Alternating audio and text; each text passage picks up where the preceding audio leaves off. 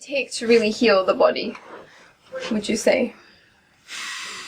I'll say probably the first thing it takes is a change in your consciousness, a change in the individual's awareness to one where they respect themselves a little more and they want to get well. They really want to enter the realm of wellville, wellness, and health, whatever it is, and they're willing to let go of preconceived ideas and things they were taught that was crap, not true, and that they're willing to take on a new journey of excitement and joy and happiness, because I'm telling you, when you start getting in there and you start eating the fruits and stuff, they just embrace you. They clean you, but they embrace you. So the flavors and everything, you start, you know, very few foods make you smile when you eat them, but fruits, when they're tree ripe, or vine ripe, this is a smile you get when you eat the fruit. I don't know what it is, you know, and you see primates going, this is good stuff, man.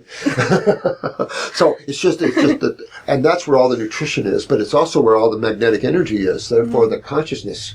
So fruits are the highest consciousness of a food-based origin that you can get. Besides that, and the berries hold the highest awareness. And of course, all the berries are glandular. So anytime you eat a berry, you're helping all your endocrine glands. Adrenals, thyroids, pituitary. So it's just so cool how the Creator made everything specific, some for different tissues in the body, things like that. So it's just incredible how nature is like the wheels of a clock. And we got to get with that. We got to start opening up that there is a creative force and intelligence, and that you're a piece of that. And that the only way you're going to find that is develop your spirituality. What does that mean? What does it mean to develop yourself spiritually? And I can tell you the first thing it means, get away from your mind. Remember, we talked a lot about the mind, but the mind is of creation. The mind is of not a pure consciousness. And the mind is based in thought and thought patterns. And it'll grab you every time, and you'll lose your awareness into your thinking processes. So the first order to really gain spiritually is learn how to stop thinking and stop talking. Learn how to just hang out and be. Find yourself the most beautiful place you like and hang out and just let the nirvanicness go. Just enjoy the beauty of the now.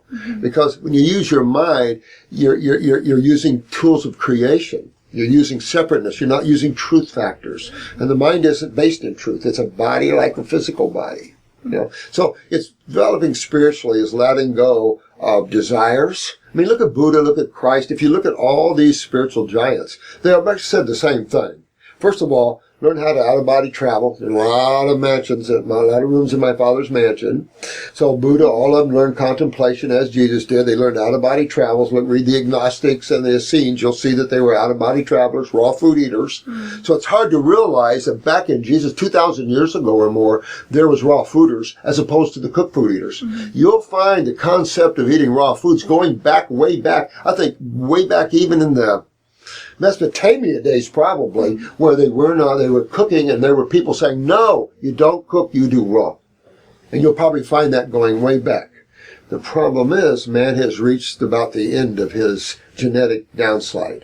The babies are so mutated now that we're losing babies at such a rate. So it's enough to say that if we don't stop and take a look, that you're eating dead animals, you're drinking their milks that have been ultra-pasteurized next to plastic, you're putting in your body crap, and you wonder why you're not feeling good. But no one ever told people it was crap. Eating a dead animal, eating proteins, they promote that. And it's like, that's the negative side of this universe. And the medical community has aligned themselves with the negative forces, because there's nothing positive there. And that's sad stuff. You know, they need to learn true healing. And then if you need surgery, you can have a good surgeon do that. You need good ER, you got that.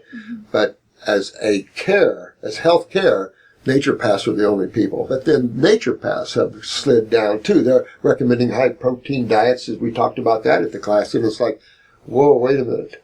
So we've got a lot of perversion of the mind going on here. That's why spiritually you can't use the mind to correct itself. Mind can't correct itself. Your emotional body can't correct itself. But you, who can get above those, can. And that's why spirituality, you've got to touch who you are. And the best place to do that is find yourself a cave, a room, or somewhere you can hide in, and it's your man cave, your woman cave.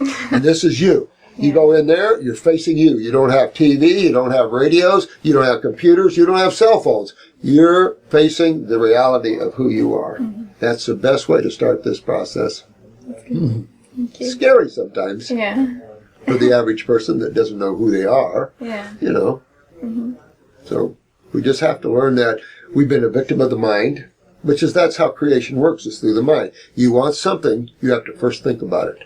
You can't have anything in your life, you can't go anywhere in your life if you don't use your mind to do it. But you can use the mind, but not follow it in your consciousness. And that's what people have to learn, is how to become aware and use the mind for informational purposes, but not dominate your consciousness with it. And that's the trick in the final analysis. How you let go of the mind.